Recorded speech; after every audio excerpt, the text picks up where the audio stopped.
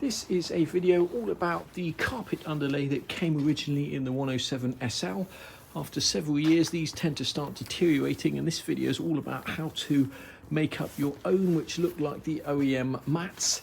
And before we can do that on this car, we have to clean out the footwells. It's got all new floor pans, this car, and we've got to scrub them clean and then paint them, and then we can set about making up one of these and laying it in the car. We are going to just go over these floor pans with a bit of rust encapsulator, just basically to make sure that these little signs of rust here don't turn into anything worse. So we've just gone over it with a stiff bristle brush first, and then we're going to go over it with some of the Eastwood rust encapsulator. This is actually the rubberized rust encapsulator. I've never used that before, so I'm interested to see how that turns out.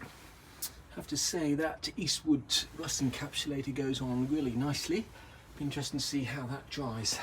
Now, these are still available, certainly for left-hand drive cars from Mercedes, but they are horribly expensive. Each part will cost you over £100. So to actually put original underlay in your Mercedes will cost you about £500. So we're not going to go down that route. We're going to attempt to make our own.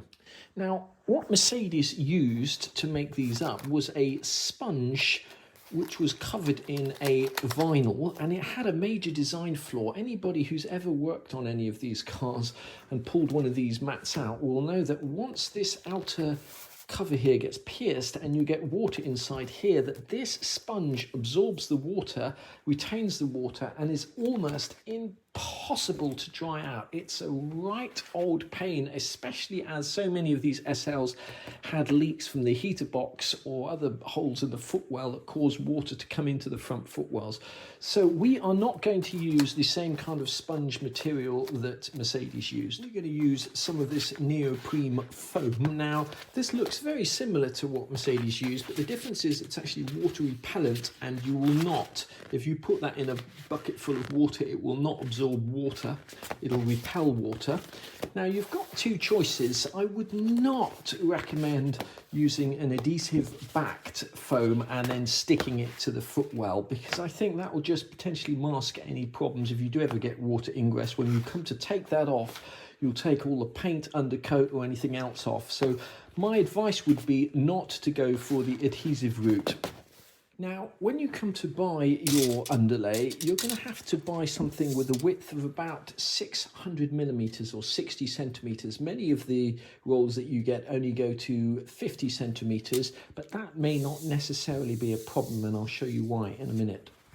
Although the actual width of this is over 50 centimeters, the edges here are basically just bits of vinyl stuck together. There's no foam in these edges. So you may well get away with using a 50 centimeter roll and doing what we're going to do, which is going to try and use some vinyl wrap, the sort of things that they wrap cars in. We're going to get some of this foam and we're going to see if we can vinyl wrap it, gluing the edges together here, and come up with something that looks OEM. One thing you'll notice about these Mercedes underlays is they are profiled. For example, this one here, this is from a left-hand drive car. It's got this profile here, and this is from the passenger footwell.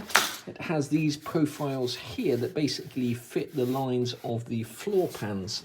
Now, I have no idea whether this will work, but I may give it a red hot go. We may try and see if we can make up these profiles by starting off with some 12mm foam and then cutting this piece out of thinner foam and just using spray adhesive to glue that profile on the top, and then covering everything with some vinyl wrap and seeing if that comes out and works. As always, the most important part of this job is to make sure that your wife or partner has left the house so she cannot see you putting these dirty car bits on the table and on the carpets. Our vinyl wrapping has just arrived in the post. Now, this is our roll of black vinyl wrap, and you can see that it's very similar, if not identical, to what's on the car. Now, this is a 600mm width roll, which is what we're going to need, and then we're going to cut out basically two pieces, one the shape here, and then we're going to stick our foam on the inside of it, and then we're going to cut out another sheet, and so we're going to be sticking two bits of vinyl wrap together.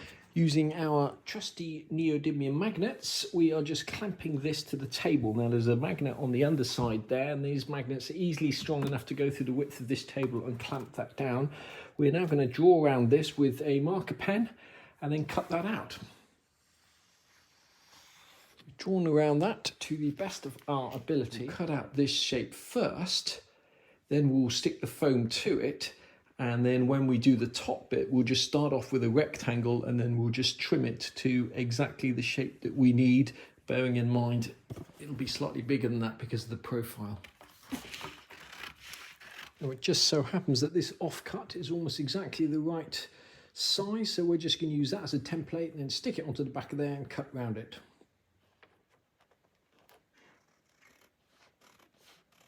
That's not perfect, but it's close enough for our purposes. First thing I'm going to do is cut this off to length, because we are not going to be able to adjust this.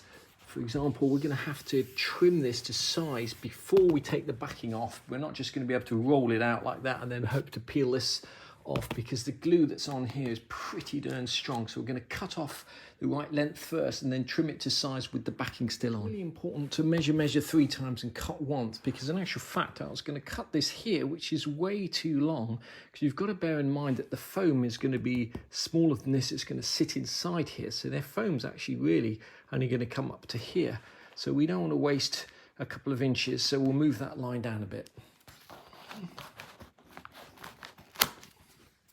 Okay, hopefully that's the right line. Using these trusty neodymium magnets to basically stick this metal ruler on, and that should allow us to turn the whole thing upside down without anything moving. Now we can initially just trace around here, but bearing in mind that the vinyl is going to come out 1.5 centimeters more than the foam, so that'll be our initial line, and then we'll just draw inside it. We've just drawn all the way around there, and then we can take this off now and then just by hand draw a line on the inside. See how much of this is vinyl and how much foam. It's about 1.5 centimeters, just under 2 centimeters. So all we need to do is draw an inside line like that. So we'll have about 2 centimeters of foam. So if we cut along this inside line here, we should have something approximating this foam inside here. And this here should be bigger than it by about 1 centimeter to 2 centimeters. Our measurements are correct. We should be able to lay that in there like so. And that should be pretty much right, which it is. We get to the hardest part of the whole operation. We need to peel off the sticky backing on the vinyl, then peel off the sticking backing on there, and then somehow figure out how to lay that on without any air bubbles and getting it right first time, because we won't have a chance to move it. Let's start by taking off the vinyl backing off here.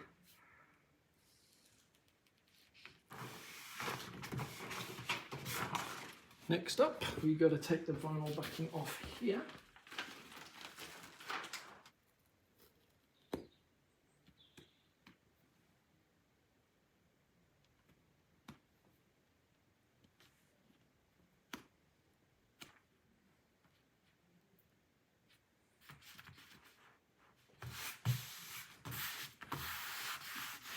We need to cut out this profile here, and we've got to make sure that we put our template on the right way round so that we end up with the adhesive sticking down onto here.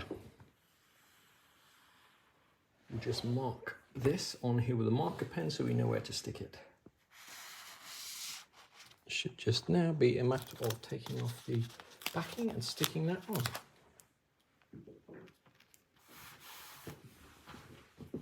Just arrived in the post is my wife's brand new Kyocera ceramic knife. I don't know if you've ever had a ceramic knife, but these guys, Japanese company, make the best ones in the world, and this is probably one of my all-time top 10 products.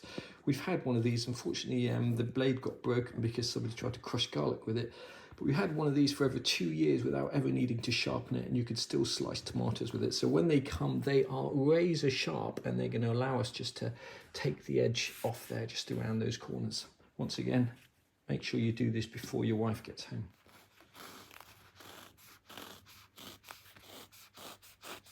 There we go, that just tidies that up and will give that a slightly more round profile, just like that there. All we need to do now is cut another piece of vinyl, much bigger than this, plonk that on top, stick that on first, try and get the vinyl to go around the edges, and then eventually stick the vinyl to here. How hard can that be? It's just a matter of taking off the sticky surface, taking the backing off here, and it should be just a case now of laying that on top and trimming it to size. Now we may need to use a squeegee to get rid of all of these air bubbles. Never done this before. We may need to use a hairdryer to sort of get in those crevices. We'll soon find out. Okay? The trick will be to try and do this without getting the edges to stick. We have to go around and trim this a little bit, otherwise when we turn it upside down it's just automatically going to stick together, and that's not quite what we want. We're just going to try using our fingers to start off with, sticking this down, trying to get all the profiles. As I say, I think this will go better with a hairdryer. I'm sure the hairdryer will get all of these creases out. I'm hoping so. As I say, I've never used vinyl wrap before. This is the little felt squeegee that came with this, and obviously vinyl wrap is supposed to go onto metal and not onto foam, so we are experimenting here. Just going to cut these corners out. I mean, I'm not sure I'd get a job at the factory, but do you know what? For the first attempt, I'm thinking this is actually coming out much better than I thought it would. All I have to do is trim this to size and figure out how to get rid of all of those air bubbles.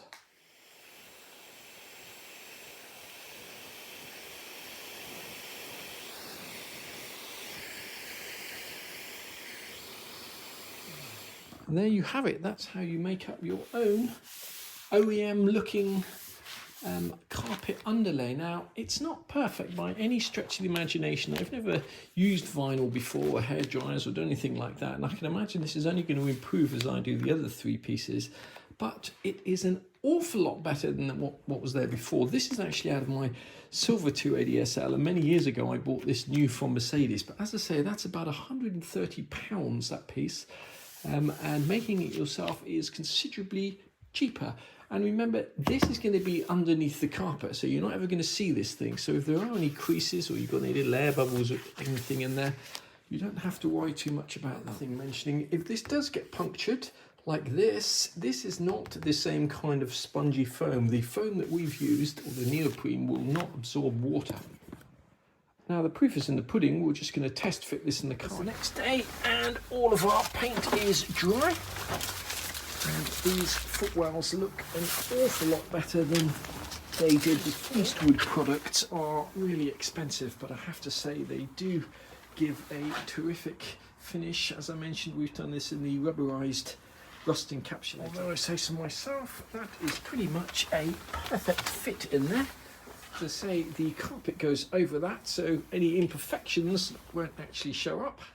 Once the carpet sits over the top of that, if there are any imperfections, creases, bubbles, etc., you won't see them. So I think you'll agree that looks an awful lot better than it did before. We just need to make up the other three pieces and put in the seats, and that'll almost be the interior done. I'm going to finish this video here just with details of what the actual original part numbers are for those mats for a left-hand drive car, and also where to get the vinyl wrap and where we got our neoprene foam from. I have mentioned this site before, mb-titlecatalogue.info. If ever you need part numbers for your SL or any other Mercedes for that matter, this is the place.